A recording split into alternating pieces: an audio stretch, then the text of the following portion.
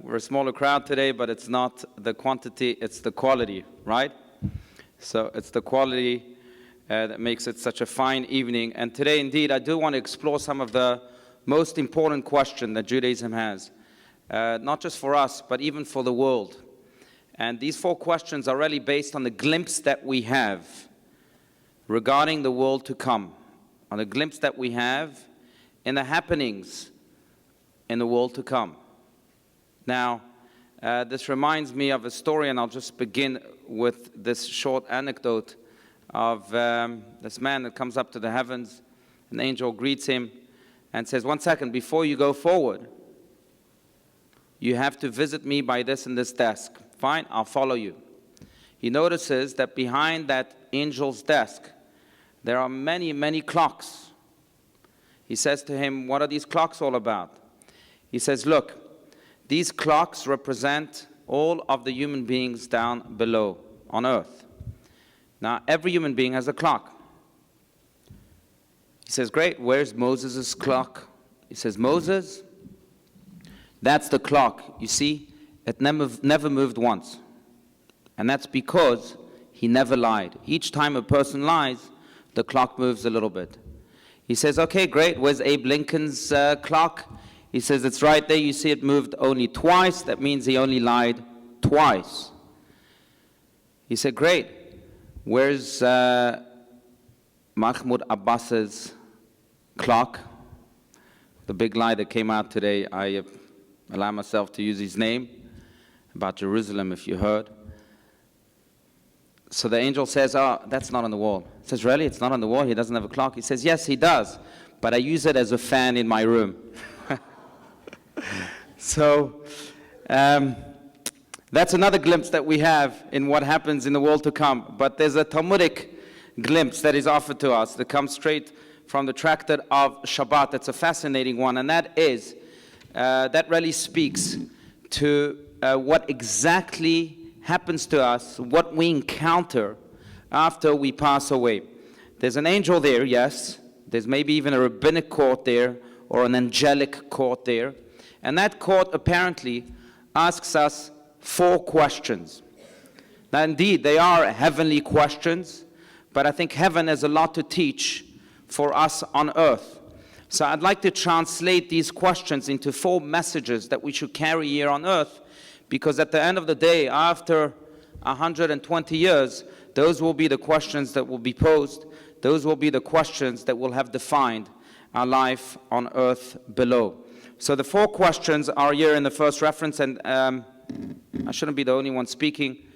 Does anyone volunteer here to read the first reference? 4 very riveting questions. Anyone? First reference. Go ahead, please. Yes, that's right. The first question is, were you faithful in all your givings and takings? The second question is, did you set aside fixed time for study? The third question is, did you participate in the mitzvah to be fruitful and multiply? Fourth question is, did you hope and work for the world's redemption? Right. So these 4 questions will define our lives here on earth. And they will define the result, as the Talmud later says, of our life here on earth. They will decide whether we indeed deserve paradise, or perhaps we should be reincarnated, as the Talmud also believes in, to complete our mission, because maybe we won't have an answer for one of these questions. So these 4 questions thus become, I think, the 4 pillars of Judaism, the 4 essential questions of Judaism, and almost they become like a guide for every man here on earth below. These 4 questions, I think, speak of much more than their apparent themes. So the first question, for example, were you faithful in all your givings and takings? I don't believe that this question only relates to our givings and takings, to our business transactions, to the way we handled our daily negotiations. I think it's much more than that. I think the key word here in this question is not your givings and takings, but it's faithful, your faithfulness. Were you faithful Not just in all your givings and takings towards others, but were you faithful in your givings and takings also towards yourself? Were you faithful towards your purpose, towards your identity, towards your creation? In those givings and takings too. That's the big question. I'd like to develop this idea by exploring a fascinating, truly a fascinating and even a very sad passage from the Talmud that speaks about a certain Miriam bat Bilga, the daughter of Bilga. Miriam bat Bilga was probably one of the greatest traders our nation has seen, as depicted here in the Talmud. But her story, I think, speaks to that faithfulness that we ought to have as we live our lives here on earth. The story again comes from the Talmud, Tractate Sukkah 56b. Does anyone want to read this reference, this story? Again, it's a heart-wrenching story. Anyone? Go ahead, please. During the Hellenistic occupation of the land of Israel, the Syrian Greeks had seized control of the entire country, including the holy city of Jerusalem. The Holy Temple was transformed into a pagan temple. The Greeks erected an idol and began offering pigs to the pagan deity in the space of the temple. Right, so the Greeks were really the arch enemy of the Jewish people at that time, and they had completely desecrated our land and our holiest sites. Now listen to this. Go ahead, continue. In the midst of this turmoil was a Jewish woman, Miriam, a daughter of the priestly Bilga family who served in the second holy temple. At this tragic period, she had completely abandoned her people, left her faith, and even married out to a top Greek military officer in charge of oppressing, murdering, and denigrating her own people. So here she comes. She marries a top Greek officer. Not only does she abandon her nation, but she joins the enemy. She joins the enemy. She marries the enemy. And then one day, let's continue. And then, one day, as the Hellenistic Greeks entered the sanctuary to violate it, contaminate it, ransack it, abuse it, sacrifice pigs in it, Miriam entered with them, removed her shoe from her foot, and stamped upon the altar with her sandal, crying out, "Wolf, wolf," or in the original Greek, "Lucas, Lucas." For how long will you continue to consume the offerings and money of the Jewish people without helping them in their time of distress? Right, yes she is, stamping her shoe on the altar, along with the enemy of the Jewish people, again, of those times, along with the Greeks. And she shouts out to God, "Until when will you consume the offerings of the Jewish people here on this altar without attending to their needs and helping them in times of distress?" This is a traitor. This is a woman who's gone to the complete other extreme. It's quite interesting to note, by the way, that many of our enemies throughout history have had some Jewish blood. By the way, including Adolf Hitler, whose grandmother was questionably Jewish too. But many, Ahmadinejad, the ruler of Iran until not too long ago, some say might be Jewish or has some Jewish blood. It's quite interesting, quite interesting. But here is a woman who joined those ranks of questionable Jews, who joined the enemy, married the enemy to betray their nation. But what's at stake here, or what is the heart of the story? And for that, we need to delve into a Hasidic commentary presented to us here by Rabbi Schneerson, who really speaks of Miriam bat Bilga as I would have never thought to speak about, I don't think as anyone else speaks about, but as a man of positivity, as a man of light. He was truly a leader of our generation. The late Lubavitcher Rebbe passed away in 1994. He was the leader of the Chabad movement. He sheds light on this mysterious character or this mysterious traitor. And he speaks here in very, very, I think, very burning terms, for the lack of a better word. Let's read his commentary, and then I want to develop this idea a little. Anyone? Go ahead, Orit. Go ahead. Miriam, the daughter of Bilga, did not come to demonstrate her hatred of Judaism. When she screamed out against God, when she took that shoe and publicly disgraced God's altar, she was screaming, "God, why are you silent? Why are you not here for your people who believe in you so much and who risk everything for you?" She could not forgive God because she could not see Jews suffering so much, and God would not do a thing. See the preciousness of the soul of a Jewish girl. Miriam, the daughter of Bilga, has done something very shameful, and yet in her very shame and disgrace, we notice her irrepressible Jewish core. For even in the utmost depths to which a Jew may have fallen, he or she is still forever bound Right. I think it's a fascinating spin on this story. I don't know if you agree with it or not. But here comes the great rabbi, and he teaches that Miriam but Bilgah, through this act of stamping her shoe on the altar and shouting to the Lord, she was really expressing her inner Jewish soul. She was, for the first time perhaps in her life, saying, yes, I agree that I'm Jewish, and it's a pity, God, that you are not treating the Jews like me, in a merciful, in a compassionate way during these stressful times.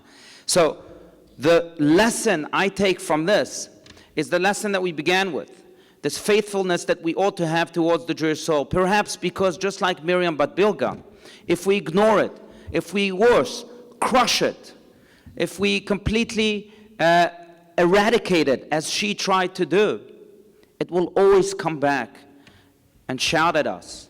It will always yearn. It will always remain restless and ask us that question, are you faithful towards me? Are you faithful towards your Jewish identity? Are you faithful towards your divine calling? That's the first question. And it's a question I think we ought to ask. You know, the Hasidic Jews, speaking about a Hasidic Rebbe, Hasidic Jews say very comically that the reason why they drink l'chaim, not over Coke, not over Sprite, not over water, but over alcohol. You know why? I said that on Simchas Torah. But it's an interesting reason. It's because when you put water in the freezer, the water gives up. It says, my surroundings are frozen, so I too will become frozen. When you put Coke in the freezer, Coke also gives up. It says, my surroundings are frozen, so I too will become frozen. When you put alcohol in the freezer, alcohol says, so what if my surroundings are frozen? I'll remain true to who I am. And therefore they say l'chaim over alcohol to remind us of this message, to remain true to who we are. It's a beautiful explanation, a humorous explanation. But I think, again, it holds this truth that hides beneath the word here of faithfulness. Were you faithful in all your givings and takings? Was I faithful? Was I true to myself? There's another great humorous story about this woman who was sitting on the porch, and all of a sudden she sees a rat in her house, and she's petrified. She says, God, please, please, I can't stand these rats anymore. Make me a rat. I won't be scared anymore. God fulfills her wishes. She becomes a rat. Then the rat is walking in the backyard, and the rat sees a cat. The rat now becomes petrified, says, God, I can't take this anymore. Please make me a cat. God fulfills the rat's wishes. The rat becomes a cat. The cat then walks again in the streets, sees a dog. She's petrified. She says, God, make me a dog. God fulfills the wishes of the cat. The cat becomes a dog. The dog then is in the wild, and he sees a lion. The lion is just imposing this fear on the dog. The dog says, please, let me become a lion. God says, your wish is fulfilled. The dog became a lion. The lion then is in the forest, and he encounters a hunter. The lion now becomes scared. He says, God, make me a man. I can't stand this anymore. God fulfills the wishes. He becomes a man. This man then gets married. He says, God, make me a woman. I'd be much better off. God says, no problem. That man becomes a woman. The woman then sits in the porch one day, reads her newspaper, and she sees a rat. And she says, God, please make me a rat. It's a never-ending cycle. Because if you are not true to who you are, you won't be true altogether, and your life won't be alive. God has implanted within each and every one of us, not just a soul, but also a personality. Not just a personality, but also a set of skills and talents. Not just a set of skills and talents, but also a vocation. And the first question that we are asked is, were you faithful to who you truly were? That's the ultimate question of life. And again, even if we don't answer it, our Jewish soul will forever forever bug us with it, forever yearn to be that which it was born to be. So we ought to pay attention to it sooner rather than later. I know that some of you heard from me the story of Rocco Smish. I'll just conclude with that story before we move to the next question. But Rocco Smish died on September 6, 2013. Why do I care about Rocco Smish? Because as I read his obituary, I discovered that he was the personal bodyguard to Adolf Hitler in Machschemo.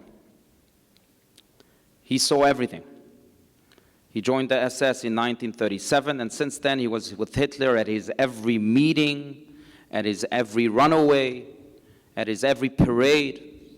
He was one of the witnesses of the marriage of Adolf Hitler with his mistress, Eva Braun, on April 28, 1945, 2 days before they both committed suicide. As I read his obituary, my blood boiled, as your blood, I'm sure, would have boiled too. But then it exploded when I reached the very last line. See, Rocco Smish was married to a Jew by the name of Greta. When did he marry her? In 1942. Not in 1952, not in 1932, in the midst of the greatest evil humanity has experienced. 1942. And she stayed married to him until her death in 1997. For 55 years she was married to this monster. But then you read about their daughter. She has a daughter by the name of Brigitta. And this daughter later wrote in her diary that she always felt estranged from her father. She might have been his biological daughter, but she felt estranged until she at one point in her life cut him off. And she, for some reason, gravitated towards the Jewish nation. Today, this Brigitta is an architect. But she's not just any architect. You see, she renovates synagogues all around the world. Now, well, that teaches me again the same point. The Jewish soul will never leave us. And it will never stop to shout and scream, pay attention to me. Pay attention to who I am and to who you are. Because if you don't, that shout will continue to the next generation, and eventually you'll have to face it. So let us do that sooner than later. So that's question number one. Question number two, I think, also speaks of a very specific theme, but let us not dare just focus on one part of this theme, because I think there's a greater theme than the Torah study that it speaks of. You see, question number two, as we just read, is did you set fixed times for Torah study? So when we go up in heaven, that will be the second question that the angel will ask us. Yes, it speaks of Torah study, and Torah study is tremendously important. I think Torah study, by the way, is the greatest diversion we can have. More than sports, more than music. When you study Torah, you connect not just to something from the outside, but to something that is greater than you, that is greater than the outside, to God himself. It's a connection of minds if you think about it. It's your mind with God's mind. But therefore, I think it's really one of the greatest diversions of life. But did you set fixed times for Torah study? I think this is referring to the art of consistency. Fixed times, I think, are the key words here. Fixed times. And for that, I am reminded of this beautiful midrash that involves a discussion, that speaks of a discussion between three great sages that probably asked a question that comes to your mind from time to time. What is the greatest verse in the entire Torah? Have you ever thought of that question? I've thought of it many times. And without this discussion, I haven't yet reached the conclusion. Think about this. What do you think is the greatest verse in the entire Torah? I actually asked my own rabbi, Rabbi Steinsaltz, what the greatest verse is to him in the entire Torah. And he said, it depends on the day. It depends on the day. That's a great Talmudic answer. But there's a discussion like that. Does anyone want to read the next text? Midrash, introduction text. One sage by the name of Ben Azai believed it was a verse in Genesis. Quote, "This is the book of the Chronicles of Man. On the day that God created man, he created created him in the image of God. Unquote. Another sage by the name of Ben Zoma holds a different verse to be more central to Jewish thought. Quote, "Hear, O Israel, the Lord our God, the Lord is one." Deuteronomy 6:4. Unquote. A third Talmudist, Ben Nanas, chooses this verse. "You shall love your fellow man like yourself." Leviticus 19:18. Finally, the fourth sage, Shimon, the son of Hazi, cast his pitch for the epic verse of the Bible. It is called from the section in this week's portion that deals with the obligation during the time of the temple to bring each day 2 lambs as an offering to God. 1 sheep you shall offer in the morning, and the 2nd sheep in the afternoon. Numbers 28:4. This verse, according to Shimon, the son of Hazi, is a defining verse of Judaism. The Midrash concludes, quote, "One of the rabbis stood on his feet and declared, 'The verdict follows the opinion of Shimon, the son of Hazi.'" Right, it's a fascinating discussion because if you think about it, loving your fellow as yourself makes sense, right? You have to love your fellow, otherwise you can't be a member of the larger society. So that makes sense to say that that's the greatest verse in the Torah. The verse of Shema Israel, Hear, O Israel, also makes sense. That's the verse that we actually went sometimes into modes of self-sacrifice with. Many stories in the Holocaust of how Jews would shout Shema Israel before being murdered by the Nazis. The first verse of that speaks of the Chronicles of Man also makes sense.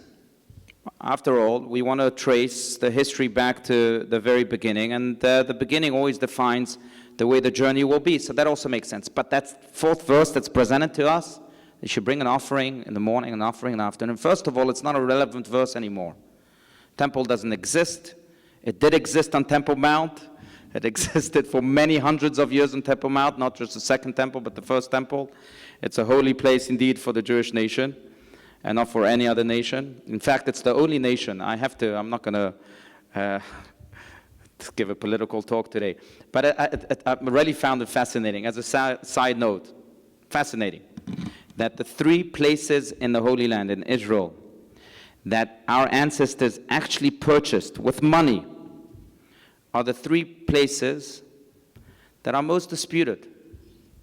You know what 3 places I'm talking about? Temple Mount was purchased by King David. King David purchased it for 3,000 golden coins. It says that very clearly in the book of Kings. Then you have the place of Hebron, which was purchased by Abraham to bury his wife Sarah. Hebron is also a contested place today. And then you have the place of Shechem that was purchased none other but by our ancestors that walked into the promised land with Joshua to bury Joseph. That plot was purchased also. Those are the 3 most contested places in Israel today, which really is astounding because we have great records for that. But in any case, the temple doesn't exist anymore, so this verse is not relevant. If it's not relevant, why should it be the most important? Secondly, what are you going to talk about? Sacrifices? Aren't there better things to talk about? And I think the answer is very simple. You see, the first 3 verses speak of the spur of the moment experiences, speak of very sporadic, ecstatic moments. Yes, Shema Israel is recited sometimes in complete ecstasy. And to love your fellow like yourself is also something that we encounter when we face our fellow. But that 4th verse of bring an offering in the morning, bring an offering in the afternoon, is the verse that teaches us this art of consistency that now, as exclaimed by the sages, is probably the most important virtue. To be consistent in your deeds. See, to fly to the heavens, as Aristotle once said, is easy. To fly to the heavens is easy. We all have moments in which we feel spiritually elevated. We all have moments in which we wake up in the morning and we say, today's going to be a great day. We feel good. But sometimes, to make these moments a permanent act, that's very hard. But it is the key of Judaism, as expressed here in this Midrash. The art of consistency. I once asked, and I've said this before many times, because it's really one of the teachings I carry with me every day, specifically when I don't feel like waking up in the morning, specifically when I don't feel like going to this or that meeting, specifically when I don't feel like coming home very tired and attending to my children's homeworks. But it's really one of the greatest teachings. I once asked my rabbi if he had to condense the idea of Judaism into one word, what would it be? And he said, as I've said to many of you already, he said consistency. He didn't say Torah, he didn't say Shema, he didn't say mitzvah. He said consistency. We are what we do, but we are most what we do consistently. And that makes us, that really shapes us and shapes our lives. And therefore, I think the Kotzker Rebbe learned a very fascinating lesson from Pharaoh. Pharaoh was tremendously consistent and persistent in his refusal to let the people go, to let the people of Israel go. This is what the Kotzker Rebbe had to say. I think these words speak for themselves. Does anyone want to read? Oh, Joel, it's your turn. Go for it. This is the second text now on the second page. Go ahead. In truth, I admire Pharaoh. The plagues kept coming, they became worse and worse, yet he never gave up. Furthermore, Pharaoh knew that ultimately he would be defeated. How can you overcome our Almighty God? Nevertheless, he persevered with remarkable consistency. Okay, the lesson of consistency, even from Pharaoh, is taught by the Kotzker Rebbe. So that's the second question. Have we fixed times for Torah study, for good deeds? Have we made goodness into a repeatable habit?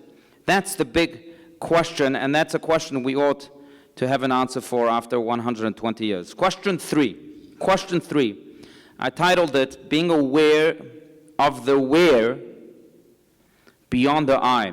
I'll explain this soon.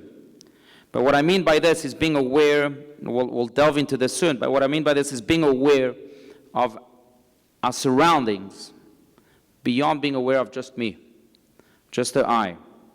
And that title, I think, is best communicated here in this third question. You see, the third question is, did you participate in the mitzvah of being fruitful and multiply? Now, some people can't be fruitful and multiply. Let's not take it not just in the literal sense. Yes, you should be fruitful and multiply. It's good for the Jewish nation. The birth rate should go up. I have 8 children. And whenever I'm asked, how many more children do you want to have? My answer is, well, only if I'm asked that sarcastically. How many more children do you want to have? Like, God, calm down. I say 6 million. I want to make up for the 6 million that were gone. I think that's good. It's good to be fruitful and multiply among ourselves for the Jewish nation to really make up for all those losses, and for other reasons too. But the other focus of this question is not just being fruitful and multiply in the most literal sense of having children, but also, have we created an impact on the world, on people? Have we made a difference in other people's lives? Have we multiplied the goodness in the world, not just in the forms of human being, but also in the forms of deeds and even of souls? And I think that's why one of the most, illuminating teachings of the Torah, one of the first teachings of the Torah and the first stories of the Torah that go all the way back to our formation as a nation, to Moses himself, to the only leader, by the way, that we call our teacher, perhaps because we can learn from his entire life, including his birth and his experiences as a young infant, is the episode of the daughter of Pharaoh going down to the Nile River and finding that little ark of Moses floating on the Nile River. Let's just read this episode quickly, and I want you to pay attention to one little detail about Pharaoh's daughter's arm. Okay, listen to this. Does anyone want to read the next one? Go ahead. Now the daughter of Pharaoh came down to bathe at the river, while her young women walked beside the river. She saw the basket among the reeds, and she extended her arm, and she took it. When she opened it, she saw the child, and behold, the baby was crying. She took pity on him and said, "This is one of the Hebrews' children." Right. Let's continue. So she takes the child home. And then we proceed to the continuation of the story. Go ahead. Yeah. So this is the baby sister, Moses' sister. Okay, go ahead. Then his sister Miriam said to Pharaoh's daughter, "Shall I go and call you a nurse from the Hebrew woman to nurse the child for you?" And Pharaoh's daughter said to her, "Go." So the girl went and called the child's mother. And Pharaoh's daughter said to her, "Take this child away and nurse him for me, and I will give you your wages." So the woman took the child and nursed him. When the child grew older, she named him Moses, because, she said, "I drew him out of the water." Right. His initial name was not Moses. His initial name may have been, as the Talmud says, you know, Moses' real name, the name that his own parents gave him. Moses is the name that Pharaoh's daughter gave him. It's probably Yekutiel. I have a brother named Yekutiel, and I know it's a rare name. But the Talmud says it was probably Yekutiel. Yekutiel means to hope. That's because when he was born, he gave hope to his nation. And this light of his hope started to grow. So anyway, but that's not the point. The point is this. Here we encountered two human beings, one the daughter of Pharaoh, and the other the sister of Moses, Miriam herself, who really set the same model for humanity. Both human beings were not engrossed with just themselves. See, Pharaoh's daughter was going out to swim in the Nile River. She could have said, "I want a good swim. I'm here on the beach, leave me alone. I'm on a vacation. I left the palace. I don't have to work for once." But no. She sees a baby in danger, so she extends her arm. She pays attention to her surroundings beyond the comfort zone that she finds herself in. Miriam is the same. Miriam, just imagine, is the oldest sister of Moses. Moses was thrown forcefully, of course, unwillingly, but they had to, by his parents on the Nile River, left to float all alone. Miriam could have done what I'm sure many other sisters were doing at that time when their own brothers were taken away from them, because that was the decree of Pharaoh to throw all the baby boys into the river. She could have gone to a corner and cried bitterly. She could have mourned, as many did, I'm sure. But no, she said, it's not just about me and my cry and my pain and my suffering.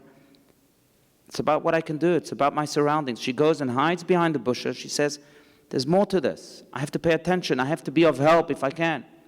Thanks to Miriam's heroic act of coming out of her own bubble and paying attention to everything that was happening around her at a very young age, she eventually was able to save Moses because she saw the daughter of Pharaoh taking Moses out of the Nile River. She approaches her at her own risk, I'm sure, and says, maybe I should get her mother, which was really her mother too, to nurse her. And she saves Moses. And she reunites Moses with his mother. The Midrash, by the way, says something that's astonishing, and that makes sense also to say so because, you know, the Torah is very careful with its words. But it says here that she saw that the daughter of Pharaoh saw the basket among the reeds, and she extended her arm and she took it. Of course she extended her arm. That's how you take things. Why the need to say that she extended her arm? And the Midrash says that's because a miracle happened to her. When she saw the basket of Moses, she wanted to help, but her arm couldn't reach. She extended her arm, she still couldn't reach. So a miracle happened, and her arm extended beyond its reach. 60 cubits, in the words of the Midrash, which is a huge amount, until she was able finally to touch the basket and bring it close to her. The point, I think, of the Midrash is that when you do go out of yourself to help the world around you, to listen to that which life wants from you, God helps you. Miracles happen. Your arms are extended beyond their reach. And I think this is what Hillel, this is the famous teaching of Hillel, says here. This is the final text on this second page. Does anyone want to read this? Very famous teaching of Hillel the elder. Go ahead. If I am not for myself, who will be for me? But if I am not only for myself, who am I? If not now, when? Right. That's the famous teaching of Hillel. So if the first question relates to the faithfulness that we have to have towards ourselves, relates to the duty that we have to be for ourselves, in the words of Hillel right here, the second question is, if I'm only for myself, who am I? I have to go out. of myself and listen to that which life has in store for me. Now, I'll just share with you quickly the story of Mr. Fleming. I'm not sure if you're familiar with the story, but there was a Scottish farmer by the name of Mr. Fleming, some 100 years ago, was walking in a large farm, and then suddenly he hears a child crying, and he sees a child stuck in a muck, and he decides to go and help him. He pulls him out and returns him home. The next day, this Mr. Fleming hears a knock on his door. He opens the door, and he sees a noble man with a chariot waiting for him outside. He says to him, "Yes, how can I help you?" He says, "Yeah, I came to bring you this bag of golden coins for saving my son's life yesterday." Mr. Fleming says, "No, please, don't worry about this. I did this out of my own goodwill. I don't expect any compensation. This is my good deed for the day." But this noble man was persistent, and he said, "Please, let me pay you back." And then he hears a child in the home. He says to Mr. Fleming, "Is that your son?" He says, "Yes." He says, "Well, let me pay for his education in the top schools here, just like I do for my own son." He says, "Well, for my son, I'll accept that."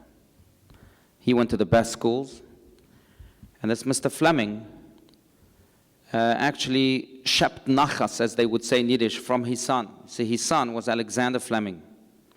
Alexander Fleming is the one that invented the cure of penicillin. Now, what's amazing is that this noble man, who also had a son, needed that penicillin one day when his own son was sick. You know who his own son was, that noble man's son? Winston Churchill. And yet you see the example of a man who was in a farm, maybe meditating to himself, but he went beyond his own bubble. He went to listen to life. He went to ask that question, can I be fruitful and multiply? And when he answered it, then he was rewarded. Now the third question that I think we should have, before we go to the fourth question, I think there's a great juxtaposition that should be made here, that speaks again to this effect. It's fascinating. What is the first question that we encounter in the Torah? I know we spoke about this, and I think hopefully you should know by now, those of you who were here in the past. What's the first question we encounter in Torah? Actually, we just read it, 2 weeks ago, a portion of Bereshit. What? Thank you. Ayeka, where are you? Adam had just sinned. He's hiding. So God approaches him and says, Adam, where are you? Commentaries explain, as we explained here a few weeks ago, Adam was hiding, but God knew where he was. Why is he asking him, where are you? And the answer, as the commentaries explain, is simple. You see, it's true. God knew where Adam was. But Adam didn't know where he was. Because of the sin now, Adam was confused. He had lost a sense of clarity. That's what sins do to you. You deviate, and you can't go back so easily to that right path. So he says to him, where are you? But there's something more to this question. I think that when God was asking Adam, where are you? He was perhaps trying to rephrase a question that would come from the mouth of Moses years later. Because if we look at the first encounter of Moses and God by the burning bush, you'll realize, and that's the text here in front of us, that Moses asked many questions from God. He asked him many questions because he refused to become the leader. God said, please, go. He says, no, I stutter. And then he says to God, well, what will be your name? That's one of the questions. God answers, my name is Ehyeh Asher Ehyeh. That's the name you should tell the Jewish people I have. I will be as I will be. Commentaries explain this name to mean that God will be with the Jewish people throughout all of their sufferings. Which reminds me, by the way, that I had a revelation yesterday, just again as a side note, and I'm still chewing on it. Maybe you can help me out. But I was at a shiva home, and this man approached me, one of the mourners, and he said to me that I think that God's task in life is not to erase our troubles, but it's to help us go through them. I don't know.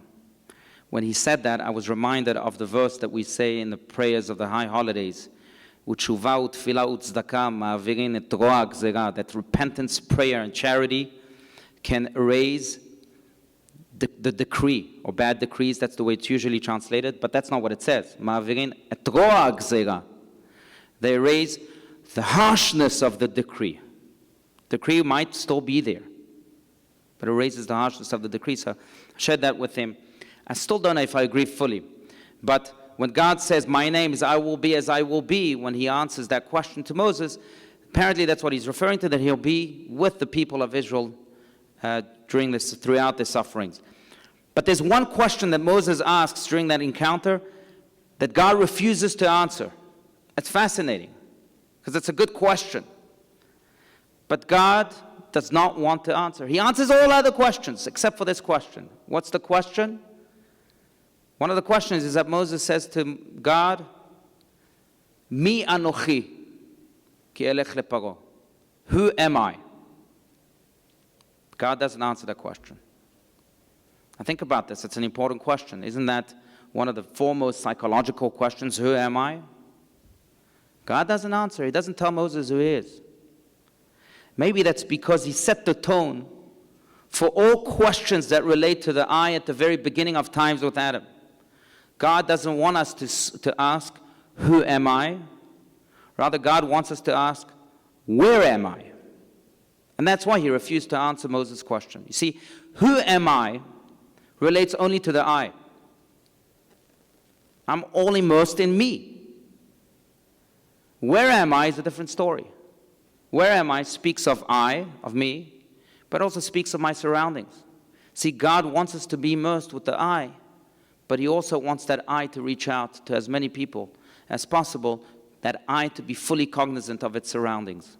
And that's why he refuses to answer that question, because the ultimate question for God is not who am I, but where am I? Again, this is a question that I think is interconnected with this third question. Were you fruitful and did you multiply? The question really is, were you aware of the where? W-H-E-R-E. And did you do something about it? The fourth question goes a step further. Fourth question that will be asked eventually after 120 years when we go up to the heaven is, did you hope and work for the world's redemption? I know there's a great book by Rick Warren, there's a pastor, it's called The Purpose-Driven Life. I think Judaism goes a step further. It's not just a purpose-driven life, it's the redemption-driven life. And it goes a step further than the where am I question. And this, I think, goes back to the very notion of our relationship, the Jewish notion, the way that Judaism sees our relationship between us and God. See, as opposed to other religions like Islam, for example, Islam means to subdue, where you have to be subservient to God. We don't believe that we're the servants of God. We further don't believe that we're only the children of God, which is maybe a Christian notion. The Jewish notion goes way beyond that. And it's hinted in the word mitzvah. Mitzvah doesn't just mean good deed. Mitzvah means partnership, to connect, partnership. This is what the first reference here after the title of question 4 tells us. Does anyone want to read this? Anyone? Billy, go for it again. Go ahead. The word mitzvah means to partner in commandments. With the fulfillment of each and every mitzvah of the Torah, we partner and connect with God. Right. So there's the duty to be aware of our surroundings, to be aware of the where. But beyond that, we also have to have a veritable purpose that drives us in life, a purpose that is geared to redeeming the world. It's not just doing good deeds. It's not just being a nice guy, as they say. It's also having a vision for ourselves that, yes, speaks to us and to our very eye, and every eye is different. But a vision in which we say, this is my undertaking in life in order to redeem the world. It's much more than doing a good deed here and there. It's something that we glue ourselves to. It's something that we devote ourselves to. It's an idea that we follow relentlessly in order to redeem the world. And I know that we live in a world with many lies. In fact, this world is called many times in the Talmud, Alma de Shikra, the world of lies. The world of lies. We experience that daily now in the terrible situation in our holy land with our brethren in the state of Israel. Lie after lie after lie. Just last week, Mahmoud Abbas just lied publicly in the eyes of the camera, if you remember. Such a rape of truth. Where he said that the Israelis executed a 13-year-old boy who was none other than a terrorist, who stabbed 2 people. One of them is still fighting for his life. Another 13-year-old, the victim himself, who still fighting for his life. But no, the Israelis executed him, and then you saw him on his hospital bed, eating like he never ate before, speaking with such confidence like he never had before. Anyway, lie after lie. And the big question is, what will we do about this beyond those good deeds? Will we stand for truth when need be?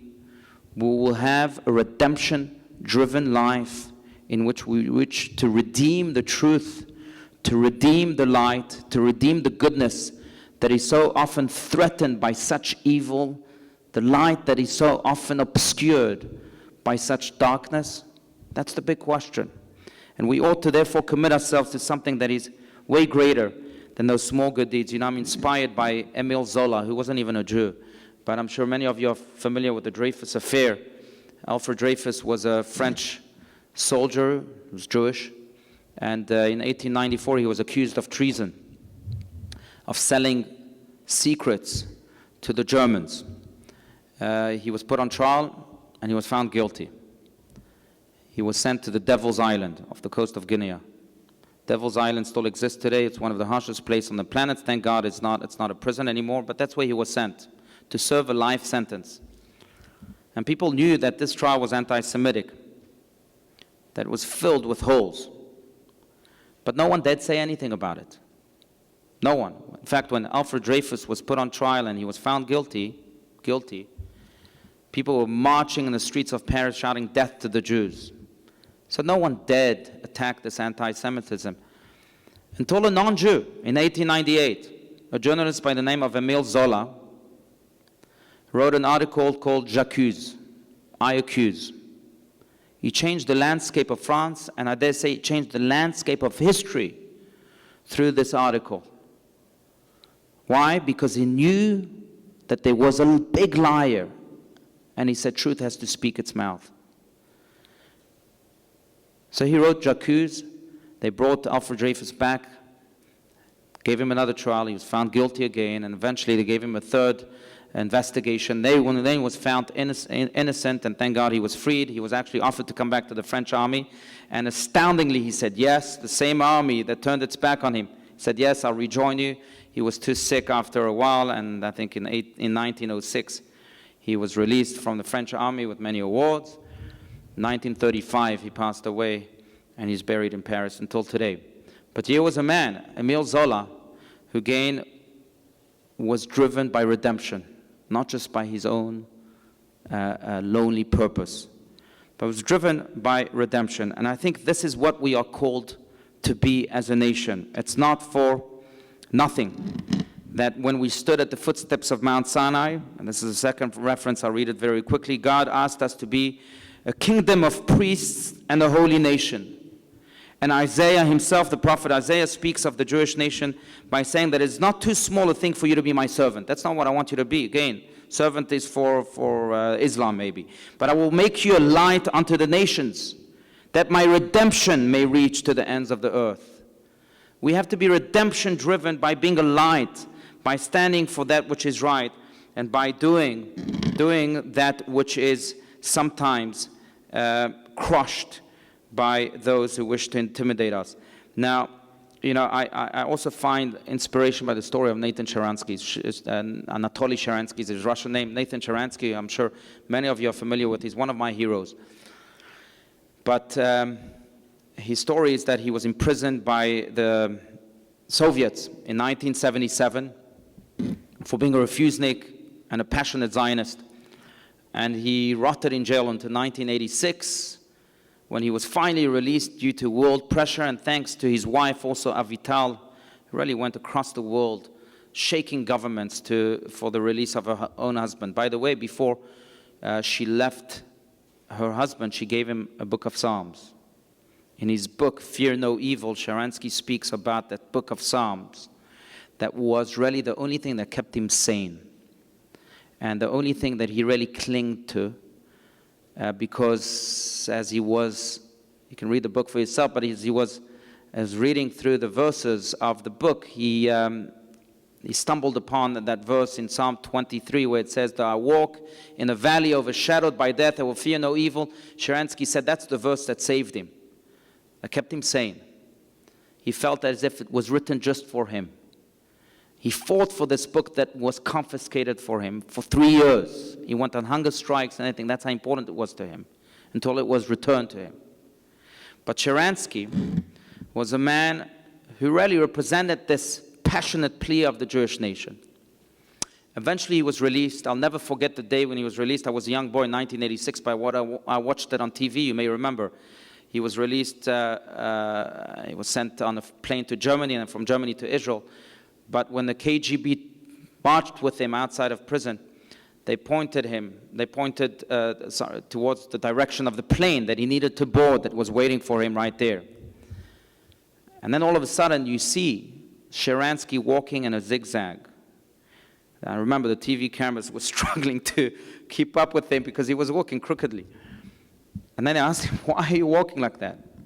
He said, "That's because the KGB officer told me to go straight to the plane. I never listened to one word that they told me for so many years. Do you think I'll listen to them now? He told me to go straight. I walk in zigzags." But that's the man. That's the man. Today he's the head of the Sochnut, of the Jewish agency. But I'll never forget how it's just stunning the way God does things sometimes. But how he eventually moved to Israel, joined the Knesset, became an important minister in the Israeli parliament, in the Knesset. And at the very same time, I think it was in the 1990s, Mikhail Gorbachev, the very man that imprisoned Sharansky and made him go through so much torture, that very man, Mikhail Gorbachev, appeared in a Pizza Hut advertisement. You may remember that. Russia was furious. One of its important dignitaries is now slicing pizzas in an advertisement. But to me, it showed something else. To me, it spoke of the survival of the Jewish resilience, of the Jewish aspiration for redemption. Sharansky represented that, and look how history flipped. He came to the peaks, he came to represent, to become the beacon of light, to represent our nation. And Gorbachev fell to the ranks of a Pizza Hut advertisement. To me, that really summarizes well Jewish history. And I'll conclude just with a very famous line by Albert Einstein. That's the very last text. Does anyone want to read this? All that is necessary for a triumph of evil is that good men do nothing. Right. And sometimes, my friends, we are called to be driven not just towards fulfilling our purpose, but towards redeeming the world, towards becoming lights unto our nations. That's the fourth question. Did you hope and work for the world's redemption? And as we face these four questions after 120 years, I have no doubt that our answer will be a resounding yes. And I have no doubt that the resounding yes will finally better the world and shine it with the Jewish light. Thank you.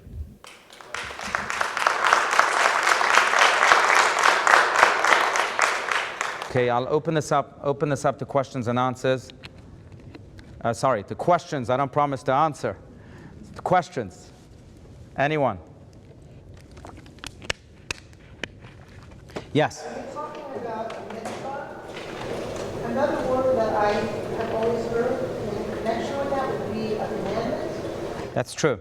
Yeah. Does that fit in with what you were talking about? Yes. So it's interesting because you see you have many words in Hebrew that have multiple meanings.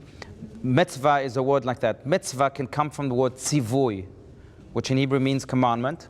It can also come from the word savta, which means partnership. But I think they're interconnected, because every partnership has to have commandments, has to have contracts in which we are commanded to follow, right? That we are commanded to follow. So they come together, no doubt. This partnership is a partnership through the commandments. Yeah. Yes. Can you give an example of a type of redemption that you're, because I have a vision of what that means, but I think my vision is probably different than Marie's vision, or sometimes, it's a very broad term. Right.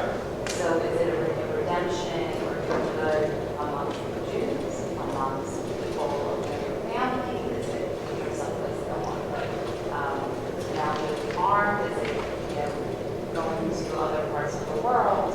How broad is that redemption? Right, that's a good question. I mean, what type of redemption was I referring to, and how broad is it?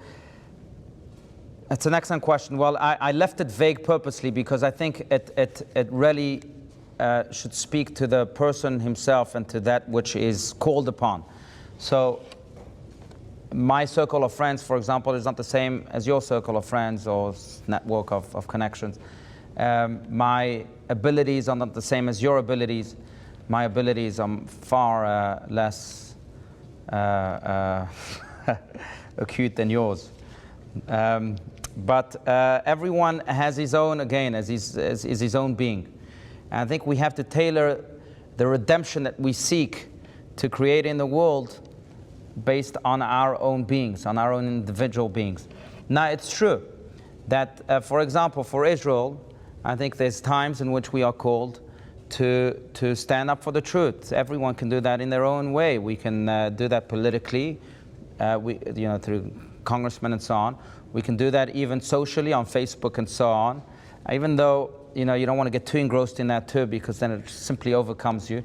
But you do have to state the case from time to time, and you can do that also in a very spiritual sense, in which you say, you know what, from now on I'm adding these psalms to my prayer. From now on I'm doing a good deed to overcome this evil consistently each and every day, a good deed that I haven't done until now. So everyone, I think, should really think, as they seek to redeem the world, they should think first, what can fit me? What is tailored to my sets of skills and talents, to my personality, to my network, to all these questions. And based on that, we can then define, each one can define his own or her own path. Yeah. Israel is just one example, but Ariel Sharon, the Prime Minister of Israel, passed away actually not too long ago, but he had a son who died. He had a son, I don't know if you're familiar with the story, but his son who was playing with one of his guns, and he shot himself by mistake. And instead of sinking into that mode of depression, I commend the man, because he created a foundation that until today is a foundation that is vibrant and that has changed thousands of lives in Israel. He's foundation that really seeks to save lives. He says, I lost a life, so my vocation is to save lives.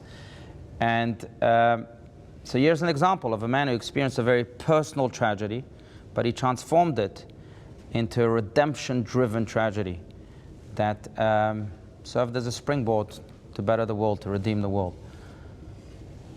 That's another example. Any other questions?